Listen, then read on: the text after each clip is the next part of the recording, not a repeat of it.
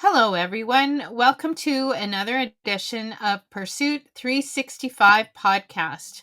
This is Real Estate and Finance Fridays with your host, Shelly Smee. Today, I'll be interviewing Margaret Critchlow, who has been instrumental in helping to develop co-housing across BC and I believe across Canada. Margaret comes to us with a wealth of knowledge about this unique form of housing that is becoming more well known as more and more communities are developed. Margaret, how are you today? I'm very well, Shelley. Pleased to be here with you. I'm so excited to actually meet you and go through this process of understanding co-housing. I think one of the first misconceptions sometimes people have is it's a co-op. So, would you like to explain the origins of co-housing and how, I guess, there's really a philosophy that goes with it as well? Right. Okay. I'd be happy to take that question in a number of pieces. So, a co op is a particular legal structure, and co housing can be a co op. Some of them are. And then many of the co housings are in BC strata titled, or condominium titled, or homeowner associations in the US. So we always have a choice as to how to structure the legal agreements in a co-housing community. Co-housing began in its formal, like being called that, in Denmark and in Northern Europe. Back in the 80s, it was written up by an American couple of architects, Charles Durrett and Catherine McCammon, who were doing their graduate studies in Denmark and discovered this wonderful form of housing. It's a form that, I mean, collaborative housing exists all over the world and has existed for millennia, probably.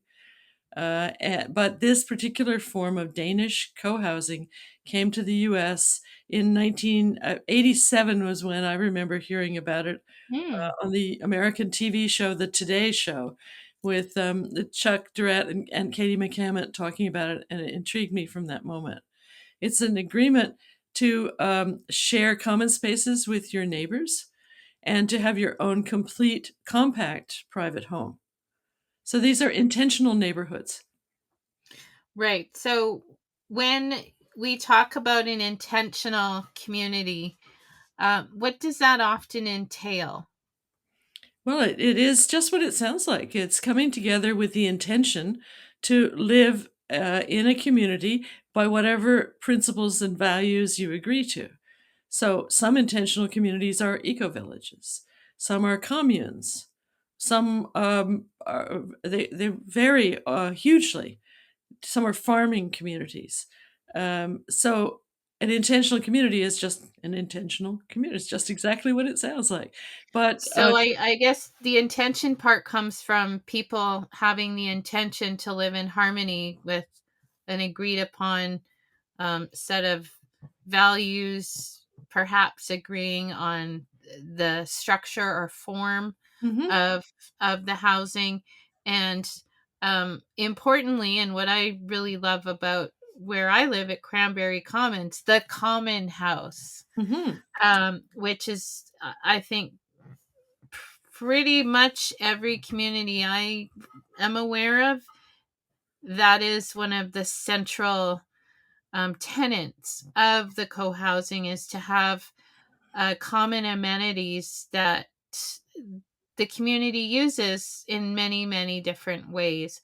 Can you speak to the importance of the common house and maybe some of the other amenities that one would find in a co-housing community? I'd be delighted. So co-housing is different from other kinds of intentional communities. It's in some sense less value driven, but one of the core, so there's fewer values that we all agree to. But one of the core values is shared common space, that we want to come together in shared common space. So I know that you at Cranberry Commons have a beautiful shared common house that is part of a multifamily residential building. And it's not freestanding there. and it's lovely and spacious and welcoming. You also have a common courtyard, which is another kind of common space. You also have a garden, which is another kind of common space, and shared composting. You have a workshop. You have shared recycling and do an amazing job of it, as most co-housing communities do. And there probably are other common spaces that, oh, you have a room up on the one of the upper The floors. library. A Yes, the library. library, or what was once known as the teen room. I think we have some younger families here now, but I think the original families, most of those teens are young adults now. Yeah, and there's a deck on the one of the upper decks as well. So I Mhm. think you make a really good point there. The spaces in co-housing are designed to support the changing demographic. So that, what was a teen room can become something else now. And the people who create the co-housing community, the founders, the founding members, uh, decide what kind of common space is important to them, and then build it with a view to the future so that it can be adapted. Common space is expensive to build, so a lot of care goes into it. It's not sellable space, right? Mhm. But it And it does should. make up the total square footage that everybody's contributing through their strata fees or whatever legal That's right. structure they have. Everybody's still contributing to maintaining those areas. That's right. So it has to be in alignment with the values of the people at the time of the founding. So I live in a senior focused co-housing community called Harborside on Vancouver Island in Souk. And we agreed that we wanted to be senior focused. So we all paid for maintaining a caregiver's suite, which we use in various ways. We don't have a resident caregiver, but we could. So Mhm. that was something we agreed to. We don't have an age restriction, so we welcome people who are not particularly old, and people with children, but everybody's supporting that common space. So that's Right. where the values come in. Um, When were you involved with your community right from the get-go? Either, I mean, I know yeah, I you were was. also involved in consulting for forming groups and amongst other um areas of co-housing, but how did did you help? I guess what I'm trying to say is, were you one of the early proponents of your community, knowing that you wanted to have a um a location, or like, what was your driver? I would imagine perhaps you'd lived in co-housing before this. I'm Nope. guessing. No. Right? Okay. No, but I was one of the I was probably the burning soul behind Harborside. I was one of about 8 founders, and I was drawn to it because I wanted a place where I could grow old in a different way than I saw my mother growing old, and she was very isolated in a rural, area, and, then needed to move from that single-family home into care, and I didn't want it, and I didn't think I could afford it either. So I wanted something better and something where we Mhm. could support each other and put that idea out. I went down and studied with Charles Durrett in California about how to offer his what he called Study Group One, which was about aging in community. And with a friend, Andrew Moore, we then taught weekend workshops on called Aging Well in Community, and we were in the end required that of every household that joined Harborside. So people were aligned in their values, prepared to sell their family home. It's really hard to get people to do that. You may know this. They know they want Mhm. to downsize, but actually doing it is so hard. So we went through all of that. And in the process of wanting to start Harborside, but not knowing anything about it, I mean, my training is as an anthropologist and a professor. So I knew about community from my time in the South Pacific. I understood consensus decision making and a certain form of it from that experience as well. But I knew nothing about development. And so I kept asking people when we would visit co-housing communities, who would you recommend to work with to make Harborside actually happen? We didn't even have a name at that point. And over and over again, they said Renee Matthew. She's really the only one to work with. So she had this amazing track record. And so I brought a group of us over to visit at Cranberry in 2011 And the rest was basically history. We really clicked, and she provided project management to get Harborside completed on budget and on time in January 2016. And then was invited to work with her developing Westmount Harbour Cohousing in Souk. Also, it's our sister community. Can see it Right. from here. And Ravens Crossing Cohousing in Sydney. So I Oh, learned that's a lot awesome. through that, and then that led us to write a book together, which we've just published called "Community-Led Housing: A Co-Housing Development Approach." And I can talk more about that later. But that's how I got involved. It was by doing it. So I'm one of only a couple of people that I'm aware of. The other being Kathy McGrenera at Quayside Commons, who's participated as a member, as a founding member, and then worked as a consultant. And our expertise, hers and mine, is as community building consultants, and Right. not as a developer, but we know how to build groups. Awesome. That's great. What would you say is because how I came to this is somewhat similar, although I'm guessing I'm just maybe just a few years younger than you. Is that so many of my friends, my contemporaries, um, we're career women. We either their children are grown now, or in some cases have not had children, and we're like, okay, how are we going to age in place in a way that is supportive? And this whole idea of having a co-housing community with the kind of amenities that you would want to utilize with like-minded people that are interested in the same things. When I actually discovered that co-housing was a thing, I was amazed. I was like, oh my god, like, don't have to invent the wheel here, it's already happening. What were some of the core amenities that you found your group wanted? I know in our group we would definitely want to have like craft space and an artistic creating space, a place to do that.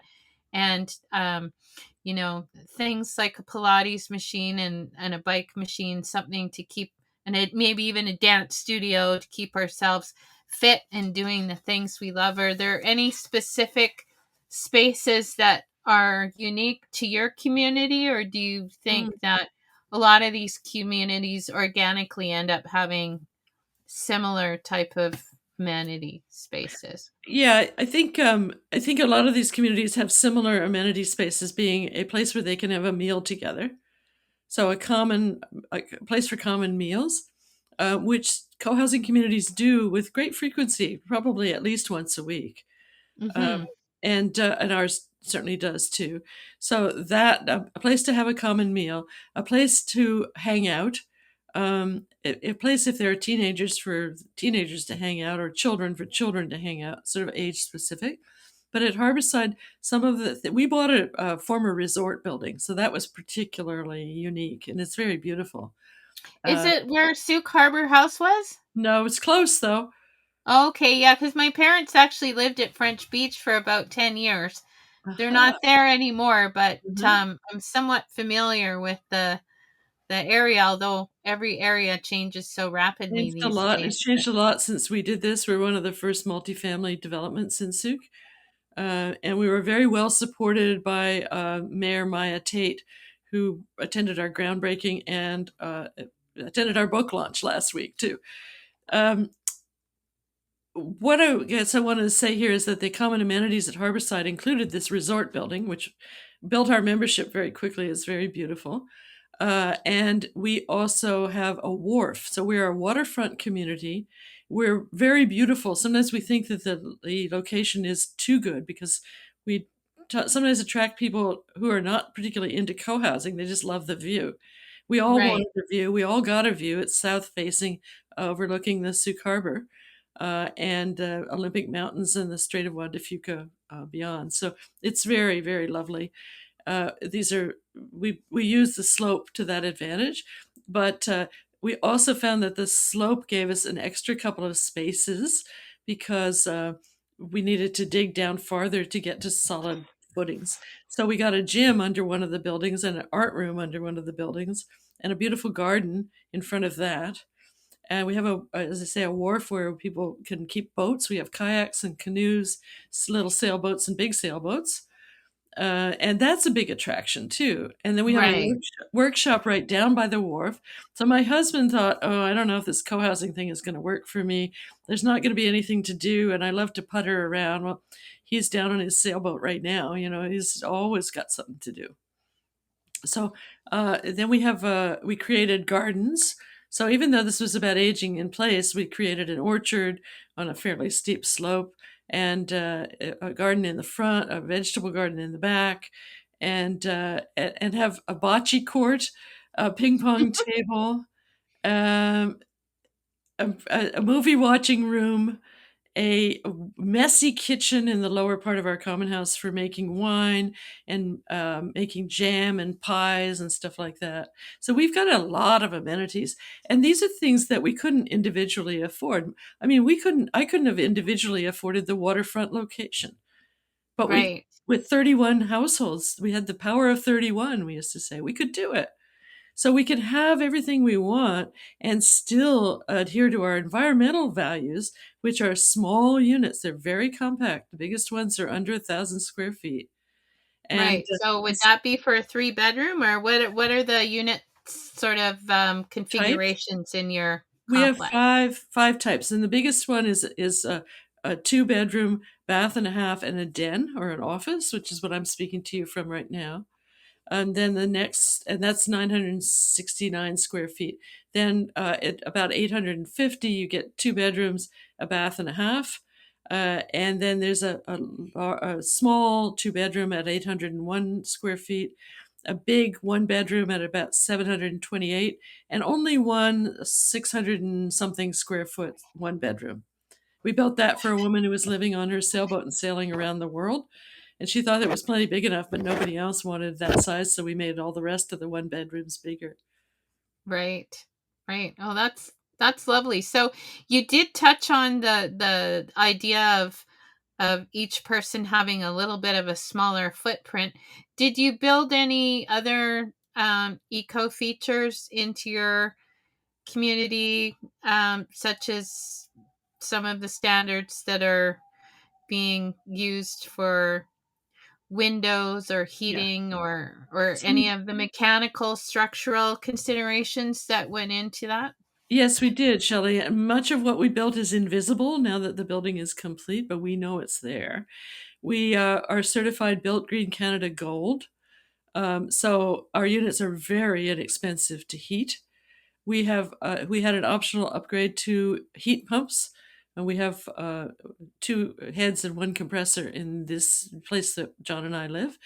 Um, we so there's a huge amount of insulation. There's double pane windows for west wind. We were able to do triple pane, triple glaze, I guess you call it. And we found that it's costing like maybe $35 a month for BC Hydro, and That's everything is electric. amazing. They're all electric buildings. There's no gas except for propane from the old resort building to a stove in the common house, and that's it. And that's handy if when the power goes out, because it does. And Oh, we have definitely. yeah. And I know that it does a lot in Souk. I can remember a few of the years my parents were there. We'd go for Christmas, and one year my mom actually did cook the turkey on the barbecue on the spit. Because you might have to. So one of the Yeah. big discussions we had during development was because most of the people who came in here were from this area. With West Wind Mhm. and Ravens, they mostly were not. They were coming from Alberta and Saskatchewan and stuff. From here, they lived down what we call long driveways out at French Beach, where your parents Yeah. were, or whatever, Yeah. and they were used to frequent power outages. So they were really stressed about no, you're not having any gas. They wanted gas, but we didn't want to pay to have the gas run down here. And environmentally, we could see the handwriting on the wall even then that this was not a good thing. So Right. what we did was to have a conversation about wood stoves. Mhm. There were so many people, particularly men, who said, I can run a wood stove so it doesn't bother my neighbors at all. I mean, nobody can smell it. It's perfect. But they all had doubts about whether the next guy could do the same. And so being downwind from other people's wood smoke was not appealing. And they finally concluded that they couldn't manage wood stoves in a way that would be environmentally friendly and that wouldn't damage their neighbors. And so we have but one wood stove, which was existing in the manager's suite for the resort. And so once in a while, and we're also, as it turns out, on the grid for the ambulance station and the fire station. So we don't actually lose power very much. It's very different Right. than being out in the rural areas. And Being on stuck those out rare in front occasions, beach in a raging winter storm. that's right. So on the rare occasions when we do lose power, we gather in the common house around the wood stove and cook soup on it and things like that. And we have the Yeah. propane stove as well. Oh, that's But it was a great. good example, I think, of collaborative decision making and recognizing what's best for the whole rather than the individual, which is what we Right, engage in all the time. And it's a right. very, I think it helps to, I want to say, it helps humans to evolve. That we learn to think about the common good rather than our own personal benefit. Well, and I think that also brings up some of the other economies of scale that can be realized. One of our community members here has a great lead on frozen blueberries, and the email goes out, hey, I'm ordering blueberries, who wants blueberries? And you we have a big common house freezer where some of these larger excess foodstuffs can be stored. Hmm. um, do you find that your community participates in any group buying type of Yeah, things, we've or we've certainly done that. We've done that. We bought almonds from the I don't know where, and we do participate in group buying. We have a common house freezer. We really filled it during COVID so that people could, if they were sick, they could send someone to get food to support them. Um, we also have meal trains. So if someone is unwell or has had surgery, we organize meals for them for up to a week.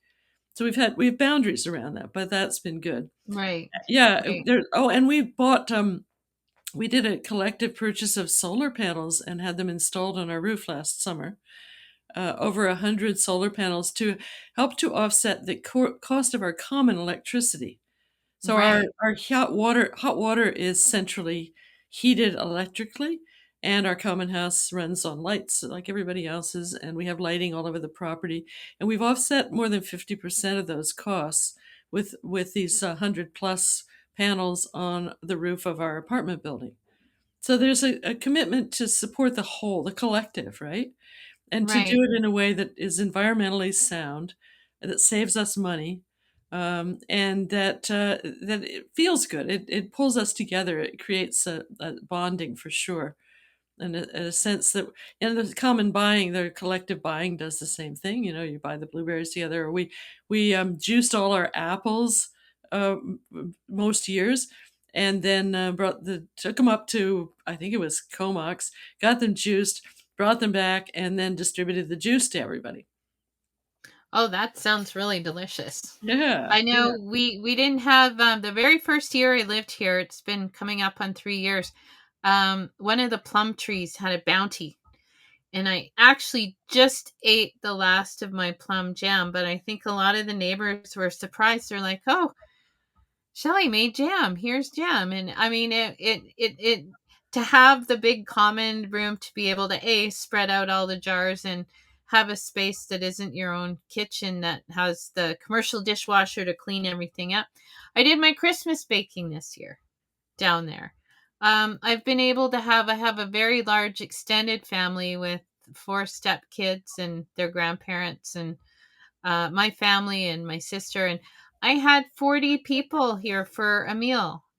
I would have never been able to do that in my own home. So, that's right. I'm finding that the ability to know that Monday night is potluck night. We have a potluck community dinner. I know some different communities handle their community meals in different types of organizing ways, but you know, hey, I might not have had time to cook a really big entree, but I can bring a salad, or I can whip something together at the last minute and know that I can go down and hang out with my neighbors and see what amazing things somebody else brought. So, Oh, no.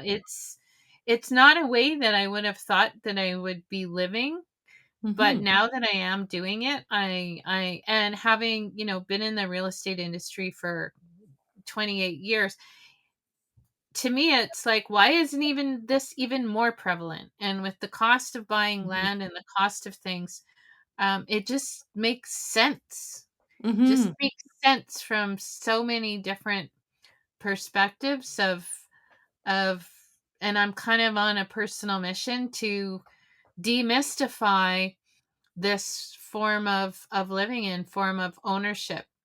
I love Um, that you are. I love that you are demystifying it, Shelley. I think it's so important for people like yourself in the real estate industry to do that because the name co-housing is like, who knows what that is, right? But they don't. when They you don't. explain, And no. we've had these debates within our own community of putting parameters around, what type of agents would be suitable for these marketing these types of homes. And I mean, the reality is, I think once the word gets out of what it actually is, Mhm. um that's one thing. But I think the other thing is that it's not for everyone. It's It's not like, for everyone, it's and not yet for everyone. no, it's not. And so being really clear about what it is and what it isn't is really important. And that's why Renee and I wrote this book. It was to take all the wisdom that's particularly in her head and a little bit in mine and put it on paper so that people can read it and know what they're getting into and also know how to make it happen because it doesn't just happen organically. No. It's a process, and there are ways to really mess it up. And there's a tried and true path. So, what we've written about in community led housing, a co-housing development approach, is what is the co-housing development approach that we know works? There may be others that also work, but we know this does. And she's done 11 successful communities. And Mhm. it does include a piece, it includes a piece for construction managers and for architects and for people involved in the financing and lots of other pieces. But one of the pieces is realtors. And we have at Harborside supported half a dozen realtors. We've trained them on what this co-housing community is like, what we want, what we're looking for. We can't, of course, restrict because we're a strata titled community, but we Mhm. can. I mean, realtors want. My dad was a realtor, very successful and happy one, and he wanted his clients to find the place they loved, right? And Exactly. they will know it right away, right? So you can prepare clients for if you want a place with community connection. If you don't want to know your neighbors, this is not for you, right? Exactly. And if you want to be right, this is not for you. But if you want to give and take a little bit, and if you want to learn to work together because you actually get some joy out of a decision you came to together, that is the best thing for this community right now, or even just good enough for this community right now, then co-housing is for you. And so I think it's really important, and I think realtors can play a very key role in that. But they have to know what co-housing is, and so that's why the book explains exactly what it is. Well, I can hardly wait to actually get my hands on a copy. I keep meaning to ask Renee if she has some extra ones to sell. I know she Yes. does, but she's been so extremely busy with your tour. She's on like a book launch tour at the moment. Right. When I reached out to her, of course, because she's my neighbor, she says, "Well, you know what? I don't think I'm available then. Maybe you can talk to Margaret." And Yeah. I'm so glad that Well, you were able I'm to happy we were be on able the to talk. schedule today.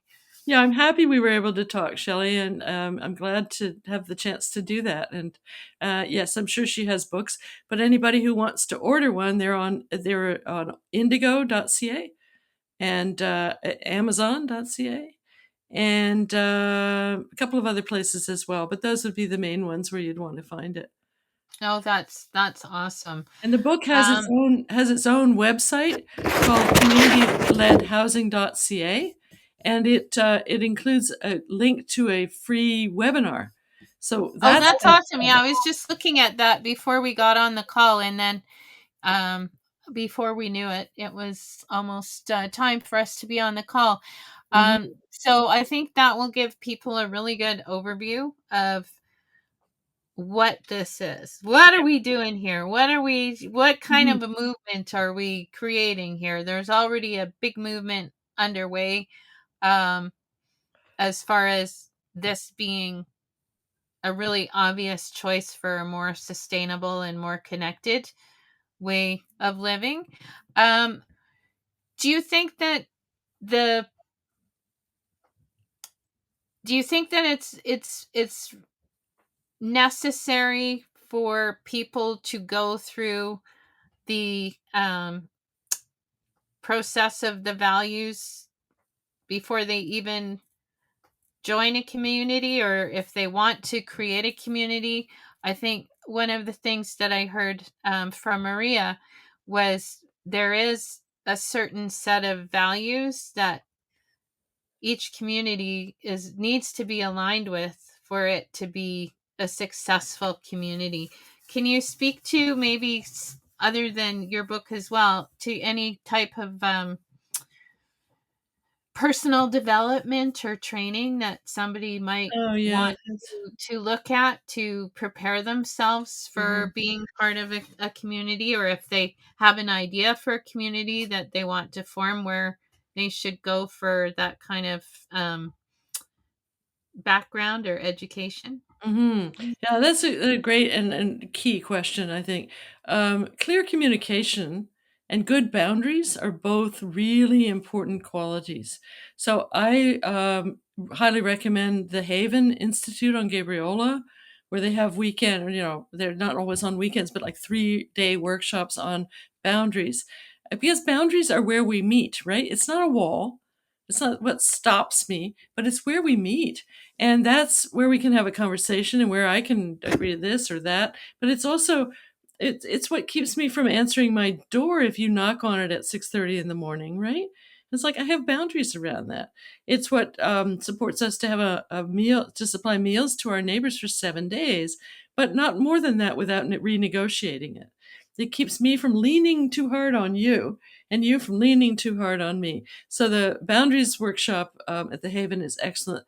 They also provide communications training that's very good. That where we hear each other, because I find in co-housing it's so important to listen. And if you're feeling strongly, especially if you're mad about something or upset, it's very hard sometimes to hear the other person, and Mm-hmm. to be open to not being right is really really hard for people. And in our polarized culture, where it's often us against them, I think, and you may find this at Cranberry too, it's just so important to listen to each other and be willing to kind of shift our thinking a little bit. And which is not to say to compromise, but to come to an agreement about through a process that is about collaboration and consensus. So being open to those things and aligned with those values is very important. Otherwise, it can be very hard for a new person in community. That Mm-hmm. doesn't They don't land easily. Mm-hmm. Well, and I think that is something that I find when I'm training realtors too. I haven't not in a education role with my brokerage anymore, but I certainly do a lot of training for the real estate board and some other venues. Is that listening, the listening skills, the soft skills, the Mhm. what they call the EQ, not the IQ, is it's almost like it's becoming a lost art in our digital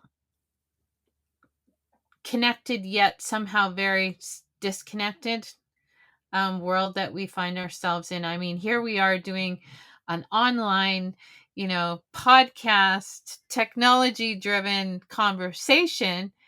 Um, but we're having a discussion about being more connected. Even though we're not sitting in the same room, we have the technology to be connected in this way. But I have people that I know that get mad if I try and call them on the phone. It's like, Mhm. why are you calling me? Why don't you text me? And I think, the soft skills of being able to live in community and knowing how to share and knowing how to collaborate, those are really important skills that Mhm. I I I somehow see not being made as important as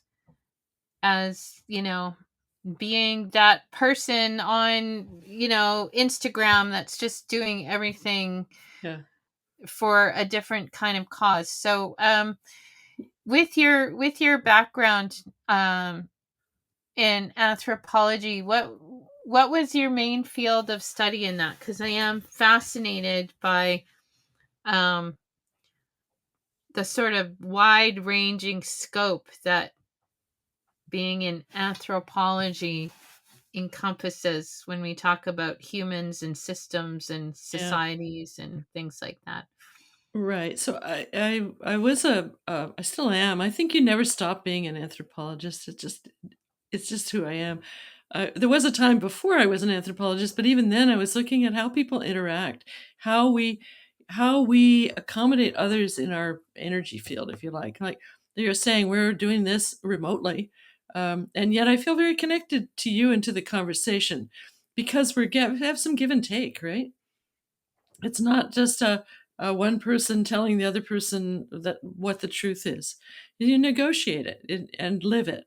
And as an anthropologist, my specialty was initially in the South Pacific, an island nation that when I first went there was called the New Hebrides. It was jointly run.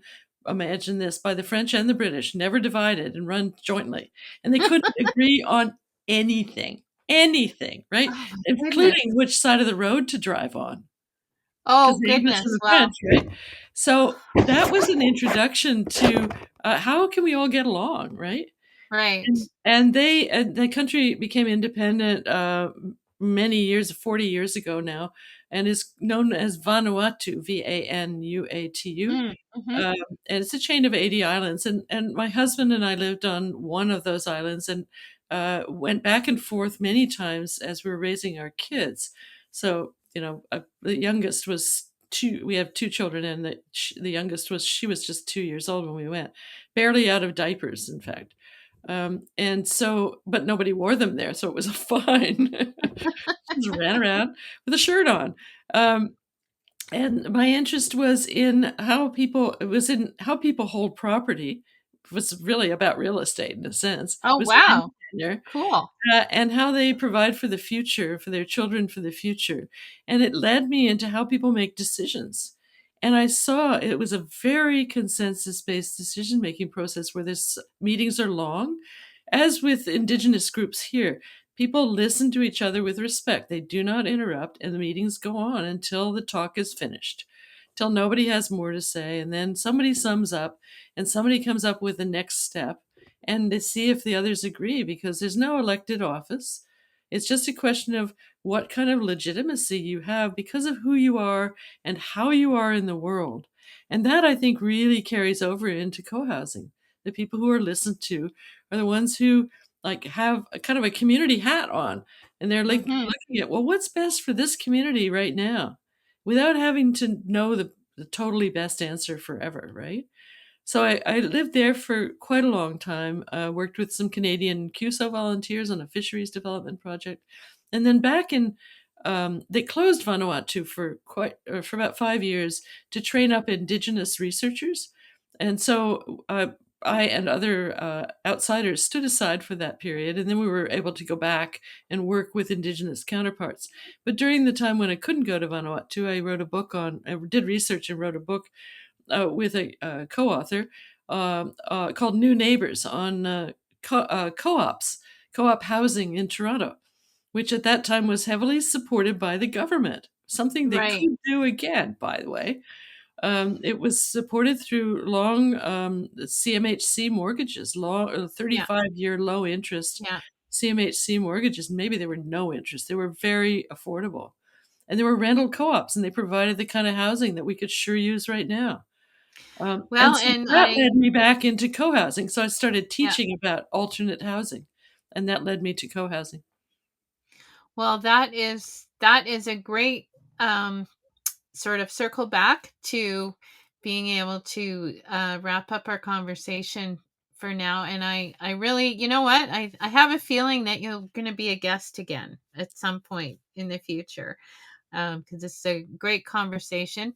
I often feel that everybody needs a home. Everybody needs to feel like there is some place that they feel safe and that they have community. And I've always really felt, as a realtor and having moved around a lot myself growing up, that home is wherever you are that you feel comfortable.